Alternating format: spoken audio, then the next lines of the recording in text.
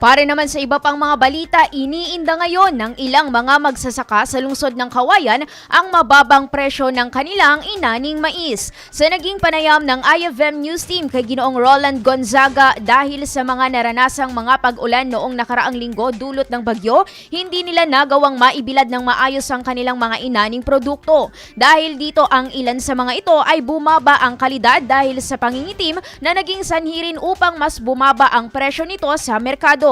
Aniya, sa ngayon ay nasa 14 to 15 pesos na lamang ang presyo sa kada kilo nito, kaya naman talagang lugi umano sila dahil mahirap na mabawi ang halaga ng puhunan na kanilang inilabas. Gayunpaman, nagpapasalamat pa rin si Ginoong Gonzaga dahil kahit papaano ay mayroong tulong na ibinibigay ang pamahalaang panlungsod ng Kawayan sa mga magsasaka na maaari nilang magamit bilang panimula sa pagtatanim.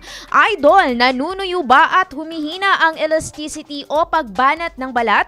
Bumababa ang fat level sa ilalim ng balat, gayon din ang collagen availability sa katawan, kaya naman 50 pa lang mukha ay kulubot na. Para mapigilan ang mabilis na pagtanda, mag-DTX 500 na. Pinaparami ang cell regulators gaya ng retinols, peptides at growth factors para sa collagen metabolism and productions. Sa DTX 500, hindi lang balat mo ang magiging makinis kundi ang selula ng iyong buong katawan. Para maging healthy, mag-DTX 500 palagi.